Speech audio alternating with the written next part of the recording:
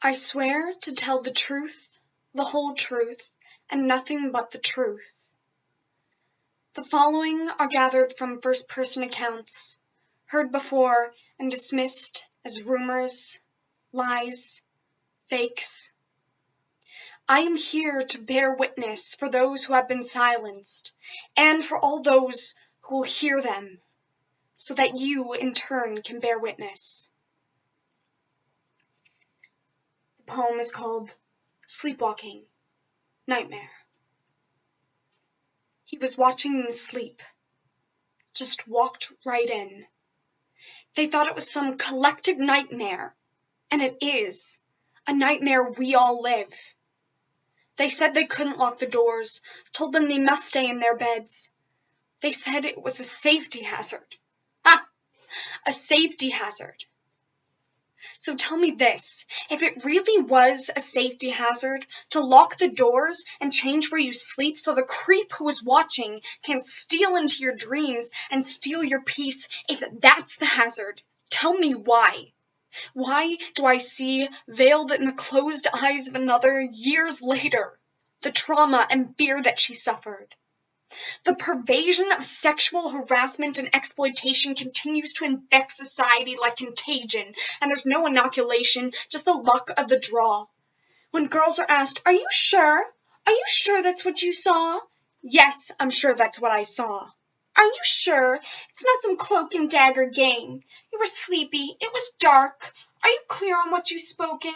Because you know that when you've broken someone's future, you can't go back. Are you sure on what you've spoken? Because people always sleepwalk with their eyes open." But like I said, just the luck of the draw when a 10-year-old girl who had to get her first bra because she's growing just a bit faster than her peers runs out of the classroom, on the brink of tears, chased by the jeers of her classmates. And now she's 15, posting her pictures part of that Insta scene, having to fend off the advances of grown men who profess their love and stress their admiration for her form and presentation. Grown damn men who give praises plenty, and when she raises her objections, they swear that she looked 20. And even after they realize it's inappropriate, do their unwanted advances even then abate? No.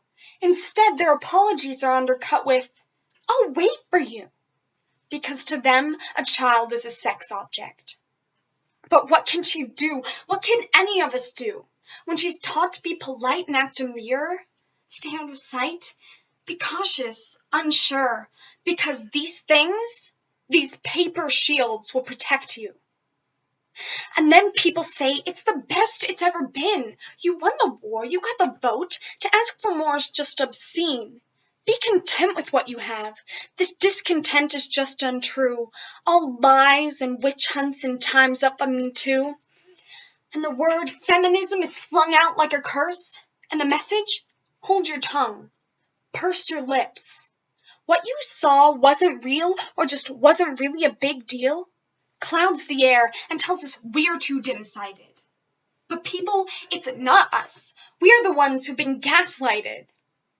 So the words, looming specters, glide within our midst, slipping like poison in our ears and round our wrists with, "Are you sure that's what you saw?" And stuff like that just doesn't happen. We've already heard this said. "You seeing red? You need a napkin." Just calm down. You know you act hysterical.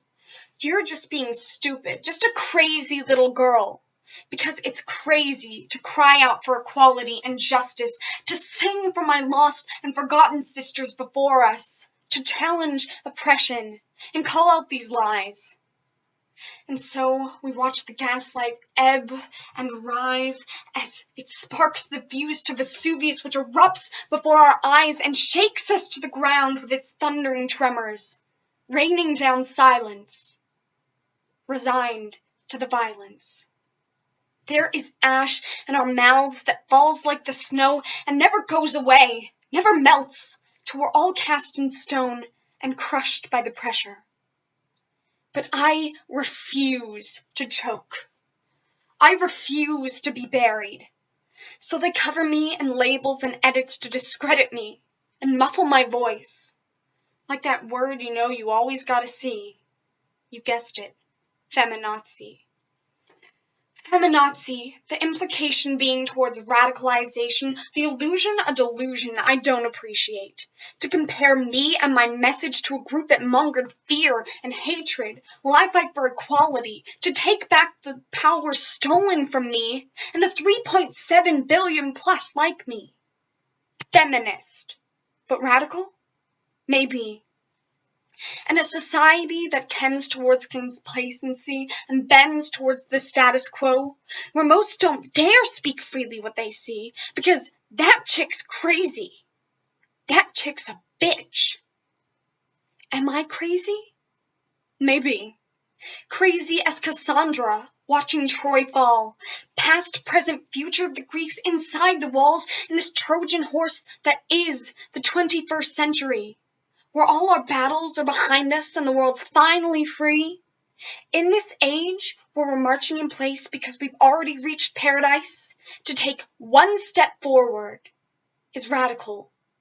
And visionaries who see the paths before us are mad. I have the imagination to look beyond this constant cycle of birth, death, and rebirth of ideas and ideals that oppress society. Sitting on our chests and hoping we can't breathe so that we'll never speak out about the system. In this, we are all trapped.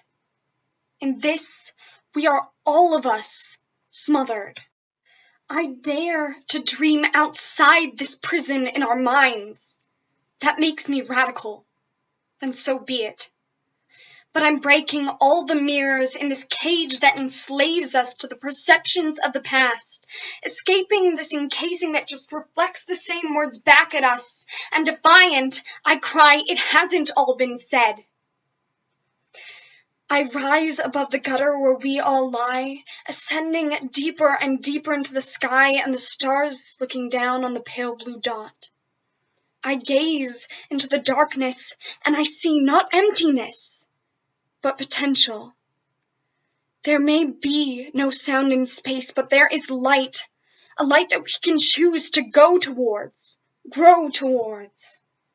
A light that illuminates our flaws, not to cause destruction, but to effect change, to further form a future free from slut-shaming, victim-blaming, and the restrictions of gender roles.